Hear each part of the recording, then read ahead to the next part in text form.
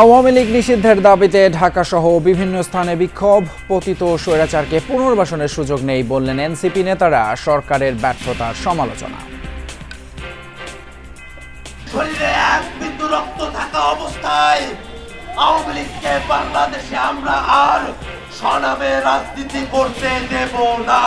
রাজনীতিতে যেভাবে নোংরা হস্তক্ষেপ করেছেন ২৪ পরবর্তী বাংলাদেশে রাজনীতি নিয়ন্ত্রণ করবে শুধুমাত্র রাজনীতিবিদরা। গণতন্ত্র আর ফ্যাসিবাদ বিরোধী প্রশ্নে সবাইকে একমত থাকার আহ্বান তারেক রহমানের। বললেন, সংস্কার এবং নির্বাচনকে মুখোমুখি দাঁড় করানো ঠিক নয়। ঐক্যকে ধরে রেখে এই দেশের মানুষের প্রত্যাশিত গণতন্ত্রকে আমরা প্রতিষ্ঠিত করব। সংস্কার সুপারিশ নিয়ে জাতীয় ঐক্যমত্য কমিশনের সাথে খেলাফত এবং লেবার পার্টির সংলাপ। প্রার্থী ও ভোটারের বয়স কমানোর প্রস্তাব দেবে এনসিপি। সাংবাদিকদের ন্যূনতম বেতন বিসিএস নবম গ্রেডের মতো করার অভিমত গণমাধ্যম কমিশনের। বিটিভি, বেতার এবং বাসসকে একীভূত সংস্থা করার সুপারিশ। আমরা তাই বলেছি যে দুটিকে একীভূত করে একটি জাতীয় সম্প্রচার প্রতিষ্ঠান গড়ে তোলা হোক, যে জাতীয় সম্প্রচার প্রতিষ্ঠান স্বাধীন একটি পরিচালনা পর্ষদ পরিচালনা করবে, সরকার সরাসরি পরিচালনা করবে না।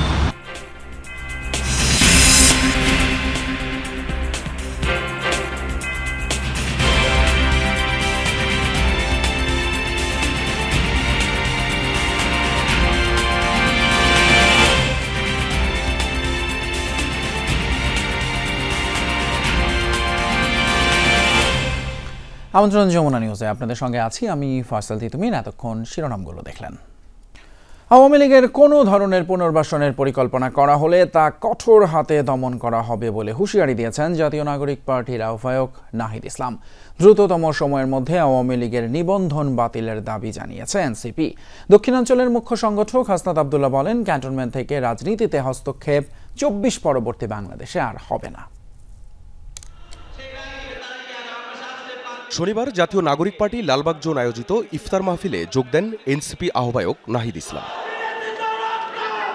নাহিদ বলেন, জুলাই হত্যার সাথে জড়িত আওয়ামী লীগ নেতা ও তাদের দোসরদের বিচার হতে হবে এই মাটিতে। দলটিকে পুনর্বাসন চেষ্টা করলে তা কঠিনভাবে দমনের ঘোষণা দেন তিনি। কোনো ধরনের বিরাজনীতিকরণ এবং সামরিককরণের চেষ্টা বাংলাদেশে আমরা আর মেনে নেব না। আওয়ামী লীগের পুনর্বাসন কোনো ধরনের পরিকল্পনা করলে তাকে কঠোর হস্তে দমন করা হবে। এবং শুধু আওয়ামী লীগ নয়, এই ফ্যাসিজমের যত দোষর রয়েছে, সুবিধাভোগী রয়েছে, তাদেরকেও বিচারের আওতায় আমরা নিয়ে আসার আহ্বান জানাচ্ছি। দুপুরে শাহবাগে আওয়ামী লীগ নিষিদ্ধের দাবিতে বিক্ষোভ সমাবেশ করে এনসিপি। দলটির দক্ষিণাঞ্চলের মুখ্য সংগঠক হাসনাত আবদুল্লাহ বলেন, ফ্যাসিবাদ বিরোধী রাজনৈতিক দলগুলো ঐক্যবদ্ধ থাকলে বাংলাদেশে আর আওয়ামী লীগ পুনর্বাসিত হতে পারবে না। হাসনাত বলেন, ক্যান্টনমেন্ট থেকে রাজনীতিতে হস্তক্ষেপ ২৪ পরবর্তী বাংলাদেশে আর হবে না। ক্যান্টনমেন্টের বিভিন্ন দপ্তর উপদপ্তরের মধ্য দিয়ে আপনারা রাজনীতিতে যেভাবে নোংরা হস্তক্ষেপ করেছেন ২৪ পরবর্তী বাংলাদেশে রাজনীতি নিয়ন্ত্রণ করবে শুধুমাত্র রাজনীতিবিদরা। আপনাদের যাদের কাজ ক্যান্টনমেন্টে, আপনারা ক্যান্টনমেন্টেই থাকুন। আমরা আপনাদের প্রতি শ্রদ্ধা জানাই, সম্মান জানাই। সমাবেশে এনসিপির সদস্য সচিব আখতার হোসেন অবিলম্বে আওয়ামী লীগকে বিচারের কাঠগড়ায় দাঁড় করাতে অন্তর্বর্তী সরকারের প্রতি আহ্বান জানান। আমাদের যে ভাইরা রাজপথে জীবন দিয়েছে, আমাদের চোখের সামনে আমরা যাদের জীবন যেতে দেখেছি, তাদের রক্তের শপথ, আমাদের শরীরে এক বিন্দু রক্ত থাকা অবস্থায় আওয়ামী লীগকে বাংলাদেশে আমরা আর সনামে রাজনীতি করতে দেব না। সমাবেশ শেষে শাহবাগ থেকে শুরু হয় বিক্ষোভ মিছিল। মিছিলটি টিএসসি হয়ে কেন্দ্রীয় শহীদ মিনারে গিয়ে শেষ হয়।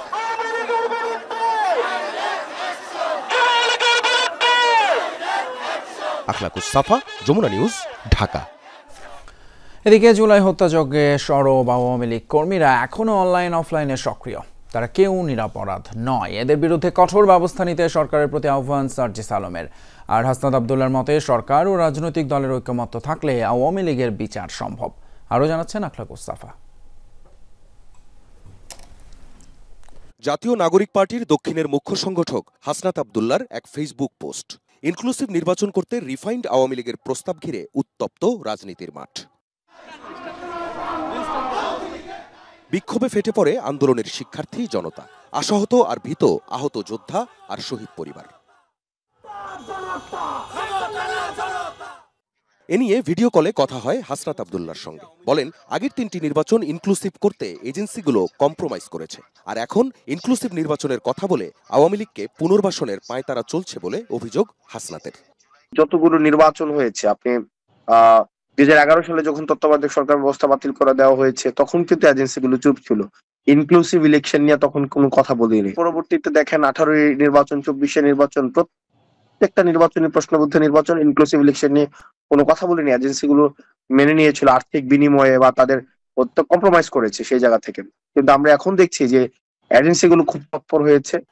আওয়ামী লীগকে বিচারিক প্রক্রিয়ায় নিষিদ্ধ করা অথবা নিবন্ধন বাতিলের জন্য সরকার কোনো পদক্ষেপ নেয়নি বলে ক্ষোভ জানান হাসনাত আব্দুল্লাহ। 5ই অগাস্টের পরে হচ্ছে আওয়ামী লীগের মার্কা, আওয়ামী লীগের নাম এবং আওয়ামী লীগের আদর্শ নিয়ে বাংলাদেশে রাজনীতি করার যে অধিকার, সেটা চিরতরে হারিয়েছে। গণহত্যার দায়ে আওয়ামী লীগের বিচার ও দল হিসেবে নিষিদ্ধের দাবিতে যখন টানা বিক্ষোভ, তখন ধানমন্ডিতে ঝটিকা মিছিল করেছে আওয়ামী লীগ। এ নিয়ে এনসিপির উত্তরাঞ্চলের মুখ্য সংগঠক সার্জিস আলম বলেন, আন্দোলনের সময় হত্যাকাণ্ডে যারা সক্রিয় ছিল সেই আওয়ামী লীগ কর্মীরাই এখন ঝটিকা মিছিল করছে, তারা কেউই নিরপরাধ নয়। আওয়ামী লীগ আজকে যারা এভাবে কয়েকজন এদিক ওদিক করে মাথাচাড়া দিচ্ছে, তারা কিন্তু সেই 5ই অগস্টের পূর্ববর্তী সময়টিতে কোনো আইন শৃঙ্খলা বা কোনো কিছুর নিয়ম নীতি তোয়াক্কা না করে মানুষের উপর এভাবে আক্রমণ চালিয়েছে। ওই মানুষগুলোই আবার এভাবে এখন বিচ্ছিন্নভাবে রাস্তায় নামছে। তো এই ক্ষেত্রে আইন শৃঙ্খলা রক্ষাকারী বাহিনী এবং অন্তর্বর্তীকালীন সরকারের আরো সক্রিয় ভূমিকা আমরা আমাদের জায়গা থেকে প্রত্যাশা করি। অন্তর্বর্তী সরকার যদি সর্বোচ্চ চেষ্টা করে ও অন্যান্য রাজনৈতিক দলগুলো এগিয়ে আসে, তাহলেই গণহত্যাকারী আওয়ামী লীগের বিচার সম্ভব বলে মনে করেন জুলাই আন্দোলনের অন্যতম এই 2 সংগঠক। আখলাকুস সাফা, যমুনা নিউজ, ঢাকা। আওয়ামী লীগকে নিষিদ্ধ করার বিষয়ে বিভিন্ন মহলের চাপ প্রয়োগ নিয়ে হাসনাত আব্দুল্লাহর বক্তব্য সোশ্যাল মিডিয়ায় আসা উচিত হয়নি, এমনটাই বলেছেন জাতীয় নাগরিক কমিটির মুখ্য সমন্বয়ক নাসির উদ্দিন পাটোয়ারি। শনিবার বিকেলে সিলেট জেলা কমিটির উদ্যোগে ইফতার মাহফিলের আগে সাংবাদিকদের তিনি বলেন, যারা আওয়ামী লীগ নিষিদ্ধ এবং তাদের নিবন্ধন বাতিল করার প্রক্রিয়ায় বাধা দেবে, তাদের সাথে নতুন করে যুদ্ধ হবে। ক্যান্টনমেন্ট থেকে রাজনৈতিক বিষয়ে হস্তক্ষেপ কাম্য নয় বলেও জানান তিনি। এর আগে অনুষ্ঠানে বক্তব্য দেয়াকে কেন্দ্র করে 2 পক্ষের মধ্যে হাতাহাতির ঘটনা ঘটে।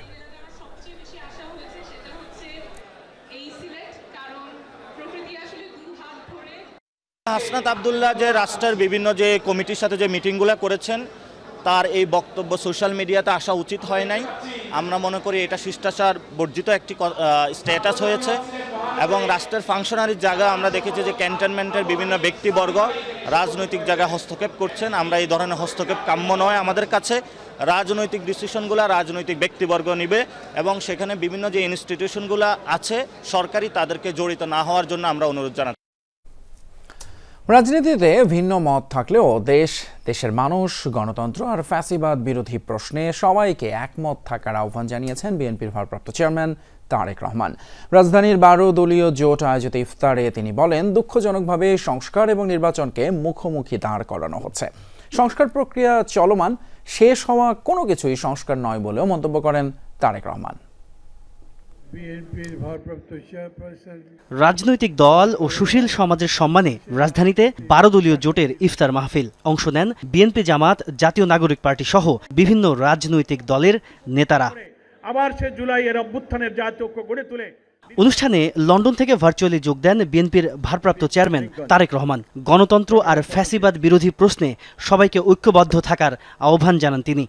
আমাদের সর্বোচ্চ চেষ্টা থাকবে আগামী দিনে ঐক্যকে বজায় রেখে, ঐক্যকে ধরে রেখে এই দেশের মানুষের প্রত্যাশিত গণতন্ত্রকে আমরা প্রতিষ্ঠিত করব।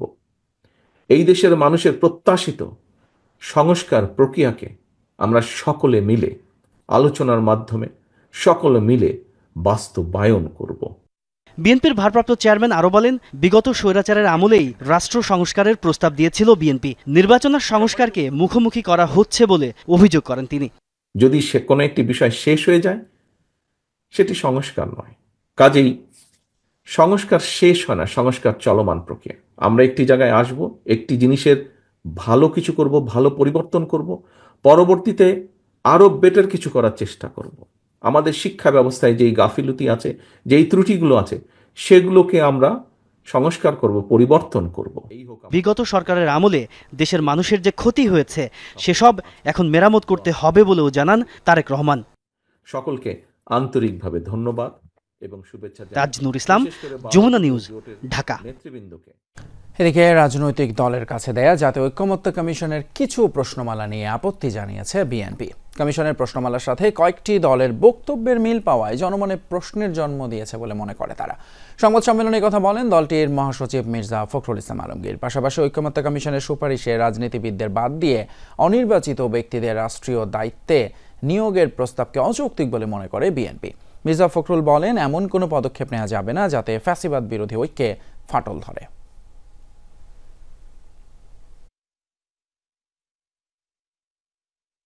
সংবিধানের প্রস্তাবনার প্রিয়াম্বল মতো অতি গুরুত্বপূর্ণ বিষয় সংস্কার কমিশনের সুপারিশে থাকলেও তাই স্প্রেডশিটে উল্লেখ করা হয়নি।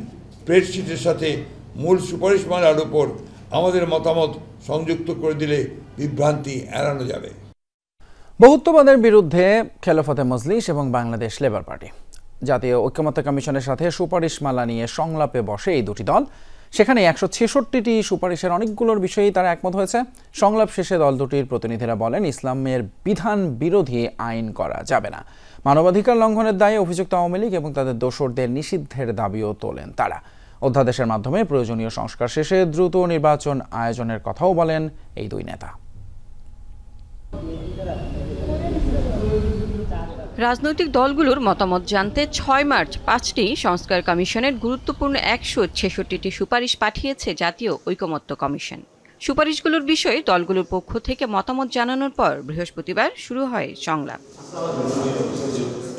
এরই ধারাবাহিকতায় আজ খেলাফতে মজলিস ও বাংলাদেশ লেবার পার্টির সাথে সংলাপে বসে জাতীয় ঐকমত্য কমিশন। 140টি সুপারিশের ব্যাপারে সম্মতি প্রকাশ করেছে খেলাফতে মজলিস। দলটি মনে করে 10 মাসের মধ্যে সংস্কার সম্ভব। সংশোধনের জন্য প্রয়োজনে জারি করা হোক অধ্যাদেশ। এক্ষেত্রে গণপরিষদ ধারণার পক্ষে নয় দলটি। শক্তিশালী গণতন্ত্র প্রতিষ্ঠায় বহুত্ববাদের প্রয়োজন নেই দাবি মহাসচিবের। সংবিধানে একটা ধারা থাকতে হবে, ইসলামের স্পষ্ট বিধান বিরোধী আইন করা যাবে না। এটা আমরা বলছি সামাজিক ধর্মীয় স্টেবিলিটি কারণে একান্ত প্রয়োজন। যারা ক্ষমাই চায় না এখন পর্যন্ত, খুন করলো, মানুষ মারলো, ছাত্র মারলো, এদেরকে বিচার করা আগে প্রয়োজন। বিচারের আগে এদেরকে নির্বাচনের সুযোগ দেওয়া যাবে না। এদিকে কমিশনের সুপারিশের মধ্যে 147টির সাথে একমত পোষণ করেছে বাংলাদেশ লেবার পার্টি। দলটির চেয়ারম্যান বলেন, নতুন কোনো স্বৈরাচার যেন মাথাচাড়া দিতে না পারে সেটি গুরুত্ব দিয়েই সংশোধন করতে হবে সংবিধান। স্থানীয় সরকার নির্বাচন পদ্ধতির পরিবর্তন, প্রধানমন্ত্রী এবং সংসদের মেয়াদ 4 বছর, প্রার্থিতার বয়স সীমা 21 করার পক্ষে নয় দলটি। দেশের বিরাজমান জাতীয় রাজনৈতিক স্থিতিশীলতার জন্য জাতীয় সংসদ নির্বাচন আগে হতে হবে। আমরা মনে করি যে নির্বাচন কমিশনই যথেষ্ট। তারা এই সীমানা নির্ধারণের দায়িত্ব যদি তারা পালন না করে তাহলে যথাসময় নির্বাচন অনুষ্ঠানে সমস্যা সৃষ্টি হবে। এনআইডি এটা নির্বাচন কমিশনের কাজ। দ্রুততম সময়ের মধ্যে ঐকমত্যে পৌঁছবে দলগুলো, প্রত্যাশা ঐকমত্য কমিশনের সহ সভাপতি ডক্টর আলী রিয়াজের। আলোচনা অব্যাহত থাকবে এবং তার মধ্য দিয়ে আমরা এক জায়গায় আসতে পারবো স্বল্পতম সময়ের মধ্য দিয়ে। লাভলি বিথি, যমুনা নিউজ, ঢাকা। ঐকমত্য কমিশনের দেয়া নির্বাচনে প্রার্থী হওয়ার ন্যূনতম বয়স 21 বছরের বদলে 23 করার প্রস্তাব দিতে যাচ্ছে জাতীয় নাগরিক পার্টি। আর ভোটাধিকারের বয়স 16 বছর করার প্রস্তাব আগামীকাল জমা দেবে দলটি। শনিবার সকালে বাংলা মোটরে জাতীয় নাগরিক পার্টির অস্থায়ী কার্যালয়ে এক সংবাদ সম্মেলনে এই কথা জানান দলটির যুগ্ম আহ্বায়ক সারওয়ার তুষার। বলেন, রোববার দুপুরে জাতীয় ঐকমত্য কমিশনের সুপারিশ অনুযায়ী প্রস্তাব এবং মতামত জমা দেবে তারা। এছাড়া 111টি সুপারিশ নিয়ে আরও আলোচনা দরকার বলে মত এনসিপির।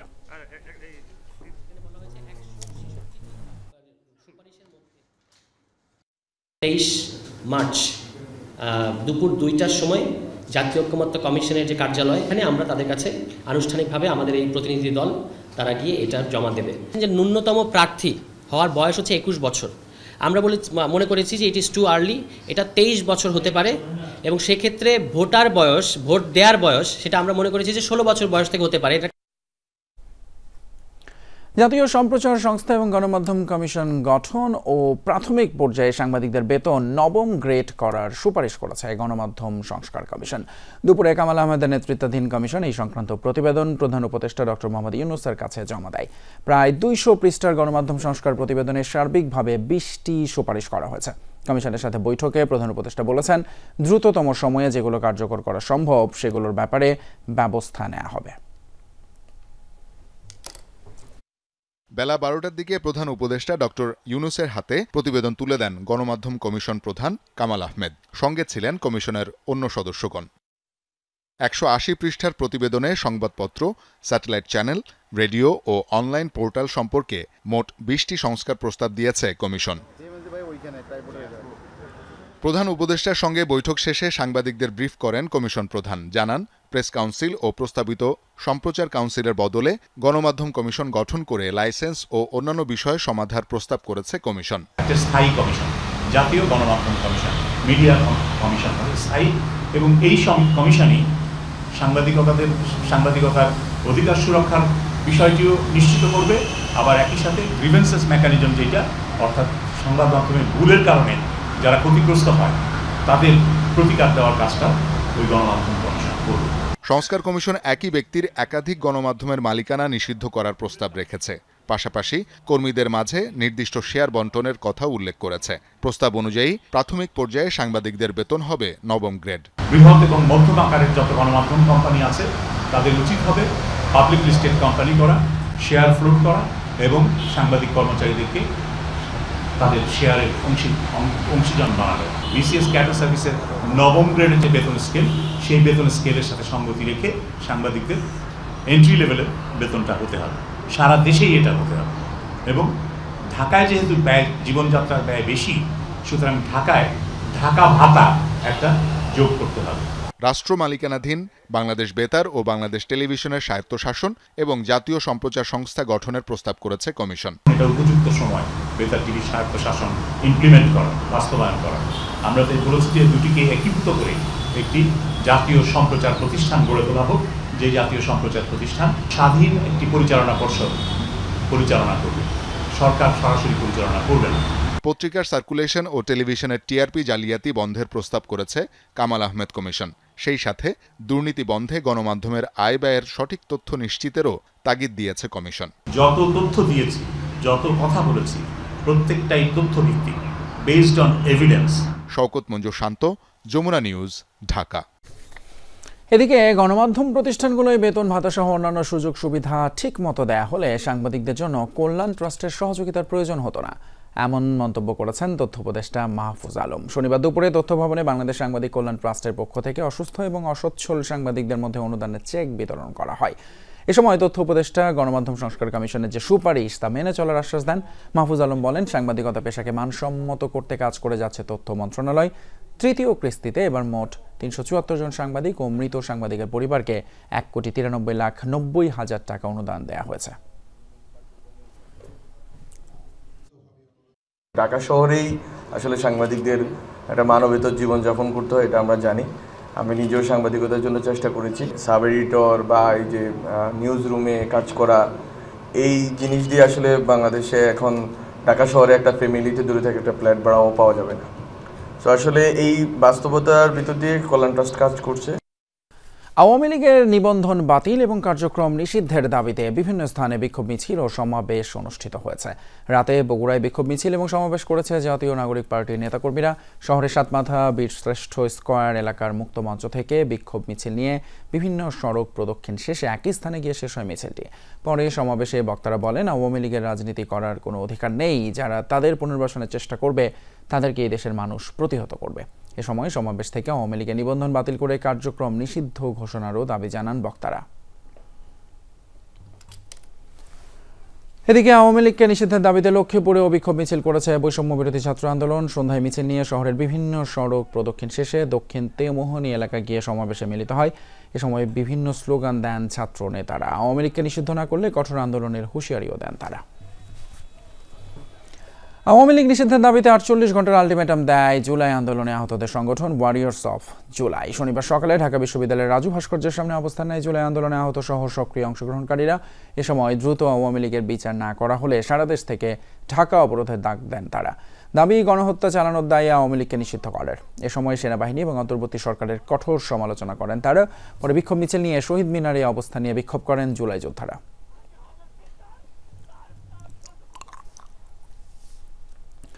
আওয়ামী লীগ সরকারের সময়ে সাংবাদিকদের উপর যত অত্যাচার হয়েছে তা ইতিহাসে নেই, এমন মন্তব্য করেছেন বিএনপির নির্বাহী কমিটির সদস্য রুহুল কুদ্দুস তালুকদার দুলু। বিকেলে নাটোরে ইউনাইটেড প্রেস ক্লাবের আয়োজনে ইফতার এবং দোয়া মাহফিলে এসব কথা বলেন তিনি। রুহুল কুদ্দুস তালুকদার দুলু বলেন, গণমাধ্যমের কণ্ঠ রোধ করে রেখেছিল আওয়ামী লীগ সরকার। অনেক সাংবাদিকের নামে মিথ্যা মামলা দিয়ে জেলে পাঠিয়েছে তারা। আগামীতে বিএনপি ক্ষমতায় গেলে সাংবাদিকদের প্রকৃত স্বাধীনতা নিশ্চিত করা হবে বলেও দাবি করেন বিএনপির এই নেতা। আগামী সাধারণ নির্বাচনের জন্য নেতাকর্মীদের এখন থেকেই ভোটের মাঠে সক্রিয় হওয়ার আহ্বান জানিয়েছেন জামায়াত ইসলামী সেক্রেটারি জেনারেল অধ্যাপক মিয়া গোলাম পরওয়ার। বিকেলে রাজধানীর মগবাজারে আল ফালাহ মিলনায়তনে ঢাকাস্থ ডুমুরিয়া ফুলতলাবাসীর সম্মানে ইফতার মাহফিলে কথা বলেন তিনি। ডুমুরিয়া ফুলতলা কল্যাণ পরিষদের আয়োজনে তিনি আরও বলেন, পরিবর্তিত পরিস্থিতিতে আগামী নির্বাচন সবার জন্য চ্যালেঞ্জিং হবে। নির্বাচনে ভালো ফলাফল করতে হলে জনগণের সাথে সম্পর্ক জোরদারেও গুরুত্ব দেন তিনি। বলেন, মানুষের প্রকৃত কল্যাণ নিশ্চিত করতে হলে ইসলামী জীবন ব্যবস্থার বিকল্প নেই। সমাজে ইসলামী শাসন ব্যবস্থা কায়েম করতে হলে জনসমর্থন অর্জন করতে হবে। ইফতার মাহফিলে খুলনার ডুমুরিয়া এবং ফুলতলার বিভিন্ন শ্রেণী পেশার মানুষ উপস্থিত ছিলেন। বাংলাদেশ ইলেকট্রনিক্স বিজনেস অ্যাসোসিয়েশনের আয়োজনে সম্প্রতি সম্মেলন এবং দোয়া ও ইফতার মাহফিল অনুষ্ঠিত হয়েছে। শনিবার বিকেলে রাজধানী নয়াপল্টন জোনাকি কনভেনশন হলে আলোচনা সভা, সম্প্রীতি সম্মেলন এবং দোয়া ও ইফতার মাহফিল অনুষ্ঠিত হয়। বাংলাদেশ ইলেকট্রনিক্স বিজনেস অ্যাসোসিয়েশনের সভাপতি মোহাম্মদ আবুল কাশেম খোকনের সভাপতিত্বে অনুষ্ঠানে উপস্থিত ছিলেন মোহাম্মদ একরামুল হক পাটোয়ারি, সাধারণ সম্পাদক Bangladesh electronics business association Shamim Hossain, সহ সভাপতি বাংলাদেশ ইলেকট্রনিক্স বিজনেস অ্যাসোসিয়েশন। অতিথি হিসেবে উপস্থিত ছিলেন ইলেকট্রনিক্স কোম্পানি যমুনার head of sales Maksudul Islam, director of marketing Salimullah এবং অন্যান্য কোম্পানির মালিকপক্ষ এবং প্রতিনিধিগণ।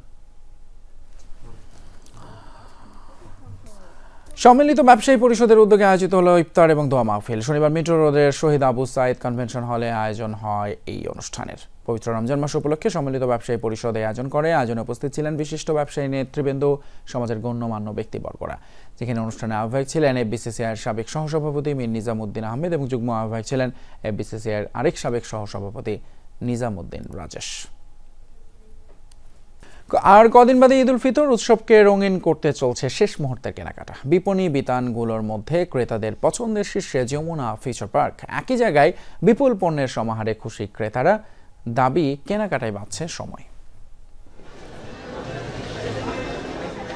ঈদ মানেই নতুন পোশাক, চকচকে জুতা আর সাজগোজ। তাই তো উৎসবের সময় যত ঘনিয়ে আসছে বাড়ছে কেনাকাটার ধুম। আর তালিকার সব পণ্য যদি এক জায়গায় মেলে তাহলে কেনাকাটা হয় আরও স্বাচ্ছন্দ্যের। সে কারণেই যমুনা ফিউচার পার্কে ক্রেতাদের ভিড়। ঈদ উপলক্ষে দক্ষিণ এশিয়ার বৃহত্তম শপিং মলে নজর কাড়া সব কালেকশন। বিভিন্ন ফ্যাশন হাউস আর শোরুমগুলোতে ঘুরে ঘুরে পছন্দের পণ্যগুলো কিনছেন ক্রেতারা। বলছেন, আরামদায়ক পরিবেশে একসাথে সব পণ্য পেয়ে ঈদ কেনাকাটা হয়েছে আরও সহজ ও আনন্দের। এখানে এক জায়গায় সব কিছু পাওয়া যায়, এই জন্যই আসা। বাচ্চার জন্য ড্রেস কিনবো, ছেলের জন্য প্যান্ট কিনবো, শার্ট কিনবো হালকার মধ্যে। আমি একটা ড্রেস কিনেছি দুইটা, এবার আমি চুলের ব্যান্ডও কিনবো। পছন্দ হয়, সবগুলো একসাথে পাওয়া যায়, ইভেন প্রতি ঈদে আসা হয়। ব্যবসায়ীরা বলছেন, রমজানের শুরু থেকেই ক্রেতাদের ঢল যমুনা ফিউচার পার্কে। বিভিন্ন পণ্যে রয়েছে আকর্ষণীয় সব মূল্য ছাড়। শেষের দিকে কাস্টমারের খুবই চাপ। আমরা এই 9-10 দিনের মোটামুটি কাস্টমারে খুব ভালো চাপ পাচ্ছি। 10 রমজানের পর থেকে আমাদের যে নতুন প্রোডাক্ট ছিল এবং কাস্টমারের চাপ অনেকটা বাড়ছে। শীতাতপ নিয়ন্ত্রিত পরিবেশ আর একসাথে সব পণ্য পাওয়ায় কেনাকাটায় ক্রেতাদের প্রথম পছন্দ Jamuna Future Park. Sumaiya Oishi, Jamuna News, Dhaka. রাজধানীর হাতিরঝিল থেকে ইয়াবার সবচেয়ে বড় চালান জব্দ করল মাদকদ্রব্য নিয়ন্ত্রণ অধিদপ্তর। 1,60,000 পিস ইয়াবা জব্দের পাশাপাশি গ্রেপ্তার করা হয় চক্রের 4 সদস্য, যারা সবাই একই পরিবারের। অধিদপ্তর জানিয়েছে, দীর্ঘদিন পারিবারিক ব্যবসা হিসেবে ইয়াবার কারবার করত তারা। টেকনাফ থেকে চালান এনে ঢাকাসহ বিভিন্ন এলাকায় করত সরবরাহ। রাব্বি সিদ্দিকীর রিপোর্টে বিস্তারিত। চাকার পাশে বিশেষভাবে ঝালাই করা চেম্বার থেকে বের করা হচ্ছে একের পর এক ইয়াবার প্যাকেট। শুক্রবার রাতে রাজধানীর হাতিরঝিল থেকে প্রাইভেট কারটি জব্দ করে মাদকদ্রব্য নিয়ন্ত্রণ অধিদপ্তর। মেলে সাম্প্রতিককালের সবচেয়ে বড় ইয়াবার চালান। মাদক জব্দের ঘটনায় গ্রেফতার হয় 4 জন। অধিদপ্তর জানায় গ্রেফতারকৃতরা একই পরিবারের সদস্য।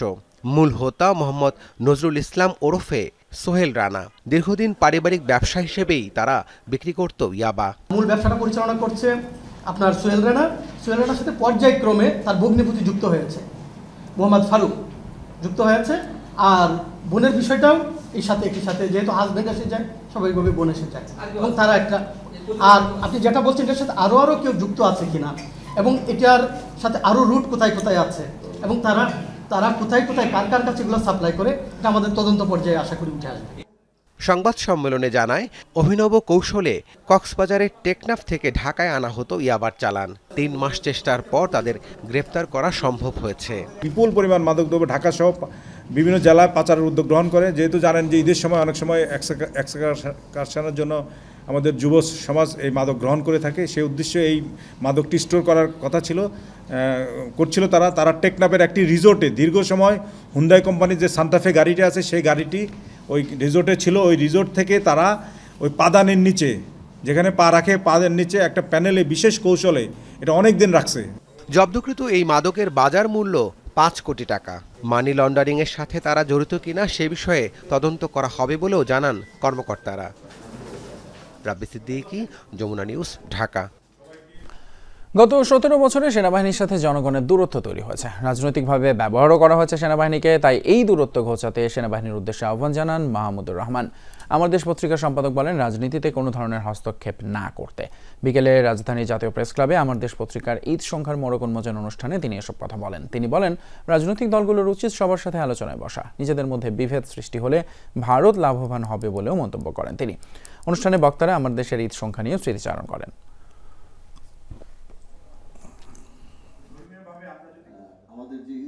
সেনাবাহিনীর ঊর্ধ্বতন কর্মকর্তারা তাদের উপরে চাপ প্রয়োগ করেছেন আওয়ামী লীগকে নিয়ে নির্বাচন করবার জন্য। আমি সেনাবাহিনীর উদ্দেশ্যে একটা কথা বলতে চাই, সেটা হলো গত 16 বছরে, এবং 16 বছরে না, গত 18 বছরে 1/11-র পর থেকে বাংলাদেশের জনগণের সাথে সেনাবাহিনীর একটা দূরত্ব তৈরি হয়েছে। এই দূরত্ব মিটিয়ে দেওয়ার একটা পথ হচ্ছে আপনারা দয়া করে রাজনীতিতে হস্তক্ষেপ করবেন না। টেকনাফে শাহপৌরী দ্বীপের কাছে সাগরে রোহিঙ্গা বোঝাই ট্রলার ডুবির ঘটনায় আরও 4 জনের মরদেহ উদ্ধার করেছে বিজিবি। তবে এখনও নিখোঁজ রয়েছেন বিজিবির 1 সদস্য। রাতে টেকনাফের শাহপৌরী দ্বীপ এবং দমদমিয়াস্থ নাফ নদীর মোহনা থেকে মরদেহগুলো উদ্ধার করা হয়। এদের মধ্যে 1 শিশু এবং 3 নারীর মরদেহ রয়েছে। এর আগে শুক্রবার মধ্যরাতে শাহপৌরী দ্বীপ পশ্চিমে রোহিঙ্গা বোঝাই ট্রলার ডুবির ঘটনা ঘটে। এতে এ পর্যন্ত 25 জন রোহিঙ্গাকে জীবিত উদ্ধার করেছে বর্ডার গার্ড বাংলাদেশ বিজিবি। চুয়াডাঙ্গায় ছেলের ছুরিকাঘাতে এক বাবার মৃত্যু হয়েছে। ঘটনার পরপরই অভিযুক্ত ছেলেকে আটক করেছে পুলিশ। পুলিশ জানায়, ছেলের কাছ থেকে মোবাইল ফোন কেড়ে নেয় বাবার উপর চড়াও হয় সে। পরবর্তীতে জের ধরে নামাজরত অবস্থায় বাবার পেছন থেকে এলোপাতাড়ি ছুরিকাঘাত করে ওই মাদ্রাসার ছাত্র। গুরুতর আহত অবস্থায় দুদুল হোসেনকে উদ্ধার করে চুয়াডাঙ্গা সদর হাসপাতালে নিলে সেখানে চিকিৎসাধীন অবস্থায় মৃত্যু হয় তার। মরদেহ হাসপাতালের মর্গে রাখা আছে। এই ঘটনায় আইনগত ব্যবস্থা প্রক্রিয়াধীন বলে জানিয়েছে পুলিশ। শিক্ষার্থী অন্তপ্রাণ এক শিক্ষক ছিলেন অধ্যাপক ডক্টর আ.ম.স. আরিফিন সিদ্দিক। যোগাযোগের সহজ জটিল বিষয়কে সহজ করে পড়ানোর পাশাপাশি ব্যক্তিজীবনেও এর চর্চায় খুব সহজেই আপন হয়ে উঠতেন সকলের কাছে। ঢাকা বিশ্ববিদ্যালয়ের সাবেক উপাচার্য আ.ম.স. আরিফিন সিদ্দিক স্মরণ সভায় এমন মন্তব্য করেছেন তার ছাত্র সহকর্মীরা। বিকেলে বিশ্ব সাহিত্য কেন্দ্রে প্রয়াত এই শিক্ষকের স্মরণ সভার আয়োজন করে ঢাকা বিশ্ববিদ্যালয় গণযোগাযোগ এবং সাংবাদিকতা অ্যালুমনাই অ্যাসোসিয়েশন। সেখানে তার সরাসরি ছাত্ররা বলেন, শুধু ক্লাসরুমেই নয়, বাইরেও অধ্যাপক সিদ্দিক ছিলেন ভীষণ আন্তরিক। দল মত নির্বিশেষে সবার জন্যই সহযোগিতার হাত বাড়িয়ে দিতেন তিনি। বলেন, সবার সমস্যা মন দিয়েও শুনতেন, প্রয়োজন অনুযায়ী সমাধানের চেষ্টা করতেন। সাবেক শিক্ষার্থী অধ্যাপক সিদ্দিকের সঙ্গে ক্লাসরুমের স্মৃতিচারণ করেন। অধ্যাপক আরিফিন সিদ্দিক সবসময় তার শিক্ষার্থীদের হৃদয়ে শ্রদ্ধার আসনে থাকবেন বলে মন্তব্য করেন তারা।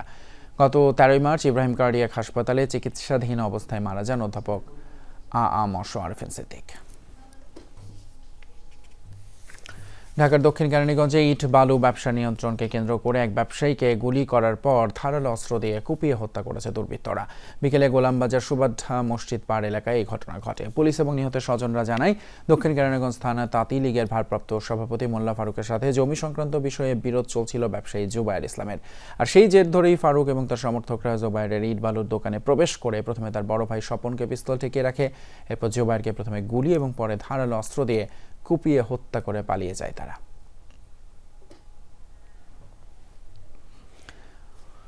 টাঙ্গাইলের মির্জাপুরে কয়েকজন মহিষ ব্যবসায়ীর কাছ থেকে ৭৮ লাখ টাকা ছিনিয়ে নিয়েছে দুর্বৃত্তরা। সন্ধ্যায় গোড়াই সখীপুর সড়কের নয়াপাড়া এলাকায় এই ঘটনা ঘটে। পুলিশ জানায়, কাইতলা হাটে ২৮টি মহিষ বিক্রি করে প্রাইভেট কার যোগে বাড়ি ফিরছিলেন ভুক্তভোগী ব্যবসায়ীরা। নয়াপাড়া এলাকায় পৌঁছালে ৮ থেকে ১০টি মোটরসাইকেল এবং একটি গাড়ি নিয়ে তাদের গতিরোধ করে ফাঁকা গুলি ছুটতে থাকে দুর্বৃত্তরা। পরে অস্ত্রের মুখে জিম্মি করে ব্যবসায়ীদের সাথে থাকে ৭৮ লাখ টাকা ছিনিয়ে নেয় তারা। এই ঘটনায় মামলার প্রস্তুতি চলছে।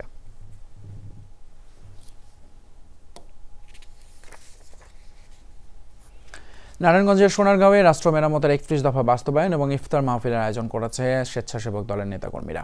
উপজেলার সাদিপুরের ভারগাঁও এলাকায় আয়োজন করা হয়। এতে প্রধান অতিথি ছিলেন স্বেচ্ছাসেবক দলের সাবেক সহসভাপতি অধ্যাপক ওয়াহিদ বিন ইমতিয়াজ বকুল। এ সময় দেশে চুরি, ছিনতাই, চাঁদাবাজি সহ বিভিন্ন সন্ত্রাসী কর্মকাণ্ড প্রতিরোধ করতে দ্রুত সময়ের মধ্যে নির্বাচনী রোডম্যাপ দেওয়ার আহ্বান জানান বক্তারা। ইফতার মাহফিলে উপজেলা স্বেচ্ছাসেবক দলের আহ্বায়ক সালাউদ্দিন সালু, গিয়াসউদ্দিন আহমেদ সহ অনেকে বক্তব্য দেন।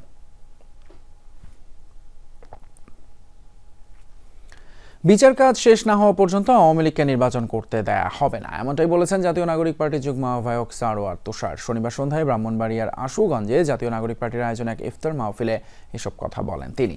সারোয়ার তুষার বলেন, আওয়ামী লীগ আর ফেরত আসবে না, কারণ আওয়ামী লীগ জন্ম থেকেই ফ্যাসিস্ট ছিল।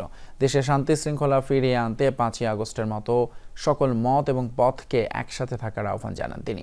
এ সময় জাতীয় নাগরিক পার্টির কেন্দ্রীয় যুগ্ম আহ্বায়ক আশরাফ উদ্দিন মেহেদীর সভাপতিত্বে বিভিন্ন পর্যায়ের নেতাকর্মীরা বক্তব্য দেন। জানাবো প্রবাসের কিছু খবর। পবিত্র মাহে রমজান উপলক্ষে বাহরাইনের আলমিনার গ্লাস কোম্পানির উদ্যোগে ইফতার এবং দোয়া মাহফিল অনুষ্ঠিত হয়েছে। বাহরাইনের সালমাবাদ শহরের আলমিনার গ্লাস কোম্পানির নিজস্ব ফ্যাক্টরিতে প্রতিষ্ঠাতা খায়রুল বাশারের সভাপতিত্বে এবং জয়নাল আবেদিনের পরিচালনায় পবিত্র কোরআন তেলাওয়াতের মধ্য দিয়ে শুরু হয় অনুষ্ঠান। অনুষ্ঠানে প্রধান অতিথি ছিলেন বাংলাদেশ দূতাবাসের শ্রম সচিব মোহাম্মদ মাহফুজুর রহমান।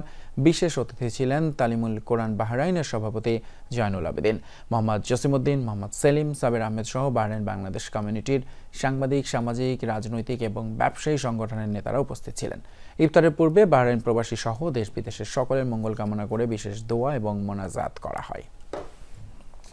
আমাদের দাওয়াতে অংশগ্রহণ করছেন বিশেষ করে স্যার, আমাদের সম্মানিত স্যার মাহফুজুর রহমান স্যার এবং বাংলাদেশ কমিউনিটি নানান অ্যাঙ্গেল থেকে ওনারা সবাই আসছেন, আলহামদুলিল্লাহ। তো এই জন্য সবাইকে আমি ধন্যবাদ জানাচ্ছি। বাহরাইনস্থ বাংলাদেশ কমিউনিটি সম্মানে আলমিনার গ্লাস কর্তৃক আয়োজিত আজকের এই ইফতার মাহফিলে উপস্থিত হতে পেরে আমরা আনন্দিত এবং সম্মানিত বোধ করছি। মালয়েশিয়ায় বিএনপি চেয়ারপারসন খালেদা জিয়ার রোগ মুক্তি কামনা করে দোয়া মাহফিল অনুষ্ঠিত হয়েছে। বুধবার দেশটির রাজধানী কুয়ালালামপুরে ব্রিকফিল্ড শাখা বিএনপি আয়োজন করে। অনুষ্ঠানে সভাপতিত্ব করেন মালয়েশিয়া বিএনপির সহ সাংগঠনিক সম্পাদক আজিজ মোল্লা, পরিচালনা করেন বাবু সরকার। এ সময় প্রধান অতিথি হিসেবে বক্তব্য রাখেন মালয়েশিয়া বিএনপির প্রতিষ্ঠাতা সাধারণ সম্পাদক এবং সহসভাপতি তালহা মাহমুদ। বিশেষ অতিথি হিসেবে বক্তব্য রাখেন মালয়েশিয়া বিএনপির সহসভাপতি এস রহমান তনু, সহসাধারণ সম্পাদক কাজী সালাউদ্দিন এবং বিএনপি সিনিয়র নেতা রহিম ভূঁইয়া। এছাড়াও মালয়েশিয়া বিএনপির ক্রীড়া ও সাংস্কৃতিক সম্পাদক আরিফ হোসেন, সহ অর্থ সম্পাদক এম এ কামাল, বিলাল হোসেন সহ দলটির বেশ কিছু নেতাকর্মী উপস্থিত ছিলেন।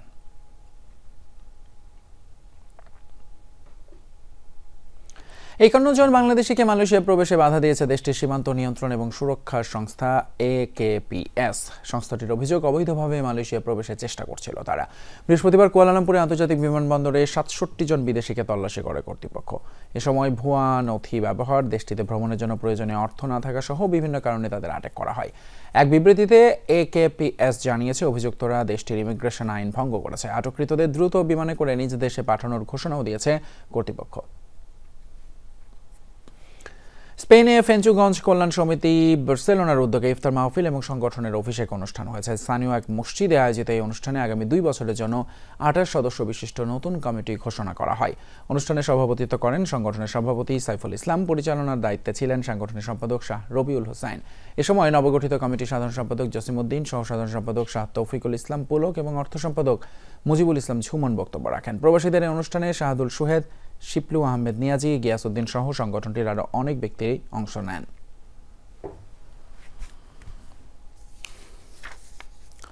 যুক্তরাজ্যে ওল্ডহ্যাম ব্যাডমিন্টন ক্লাবের উদ্যোগে ইফতার মাহফিল আয়োজিত হলো। দেশটির ওল্ডহ্যাম শহরের এক রেস্তোরাঁয় করা হয় এই আয়োজন। অনুষ্ঠানে উপস্থাপনা করেন সাদিকুর রহমান। এ সময় কবির আলী, রাসেল আহমেদ, রিপন আহমেদ এবং হাবিবুর রহমান সহ সংগঠনটির বেশ কিছু সদস্য উপস্থিত ছিলেন। ইফতারের পূর্বে আলোচনা সভার আয়োজন করা হয়। এ সময় পবিত্র রমজান মাসে গাজায় ইসরায়েলি হামলার তীব্র নিন্দা এবং প্রতিবাদ জানান বক্তারা। নির্যাতিতদের পাশে দাঁড়াতে সকলকে আহ্বান জানান তারা। আলোচনা শেষে দেশ ও জাতির মঙ্গল কামনা করে দোয়া করা হয়। এদিকে সংযুক্ত আরব আমিরাতে বৃহত্তর ফরিদপুর সমিতির আয়োজনে ইফতার মাহফিল অনুষ্ঠিত হয়েছে। শুক্রবার সংগঠনটির এই আয়োজনে ফরিদপুর, গোপালগঞ্জ, শরীয়তপুর, মাদারীপুর এবং রাজবাড়ী জেলার প্রবাসী বাংলাদেশিরা অংশ নেয়।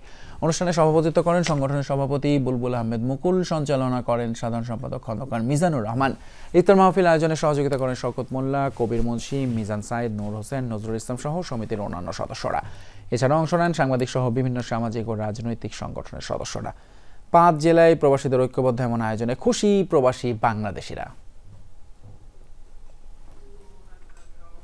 আমরা প্রত্যেক বছর ইফতার এবং দোয়া মাহফিলের আয়োজন করি আমাদের সমিতির পক্ষ থেকে। যারা আমাদের বৃহত্তর ফরিদপুরের সহ অন্যান্য জেলার যারা আছেন, আমাদের জাকাতের একটা অংশ আমাদের বৃহত্তর ফরিদপুরের যারা অসহায় দুস্থ আছে তাদের মাঝে আমরা বন্টন করি। দেশ এবং বিদেশে দুস্থদের সাহায্য করে থাকি ফরিদপুর সমিতির মাধ্যমে। আমরা আমাদের যে কল্যাণ তহবিল আছে, কল্যাণ তহবিল থেকে আমাদের সদস্যদের অনুদানের মাধ্যমে আমরা চেষ্টা করি সর্বাত্মক সহযোগিতা করতে। এছাড়া মাহে রমজান উপলক্ষে রায়পুর ওমান প্রবাসী পরিষদের উদ্যোগে চতুর্থবারের মতো ইফতার এবং দোয়া মাহফিল অনুষ্ঠিত হয়। মাস্কাটের হামিরিয়ার স্থানীয় একটি রেস্টুরেন্টের হল রুমে এই সভার আয়োজন করা হয়। কমিটির সভাপতি মোহাম্মদ শাহিদুল ইসলামের সভাপতিত্বে ইফতার মাহফিলে প্রধান অতিথি ছিলেন পরিষদের প্রধান উপদেষ্টা সেলিম পারভেজ। আরও উপস্থিত ছিলেন সিনিয়র সহসভাপতি হায়দার আলী, সিনিয়র যুগ্ম সাধারণ সম্পাদক মাওলানা মোস্তফা তারেক, মোহাম্মদ কায়সার উদ্দিন পিয়ারু, আলী আবদিন সৌরভ সহ আরও অনেকে। অনুষ্ঠানে সকল মুসলিম উম্মার সুখ শান্তি কামনা করে মোনাজাত করা হয়।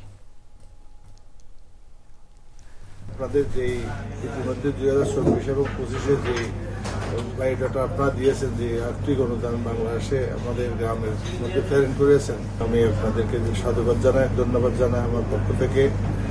এই ইফতারের আয়োজনের মাধ্যমে আপনারা একে অপরের প্রতি অন্তরের আন্তরিকতা থেকে যে রায়পুর ওমান প্রবাসী পরিবারের মিলন মেলাতে অংশগ্রহণ করেছেন সেজন্য আমরা আন্তরিকভাবে ধন্যবাদ।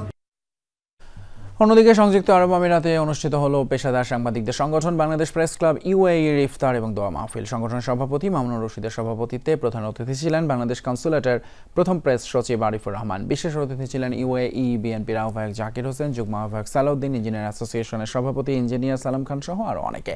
বাংলাদেশ প্রেস ক্লাবের ভারপ্রাপ্ত সাধারণ সম্পাদক আব্দুল্লাহ আল শাহিনের সঞ্চালনায় এবং অর্থ সম্পাদক মোহাম্মদ শাহজাহান আহমেদের কোরআন তেলাওয়াতের মাধ্যমে শুরু হওয়া অনুষ্ঠানে স্বাগত বক্তব্য রাখেন সাংগঠনিক সম্পাদক ইস্তিয়াক আসিফ।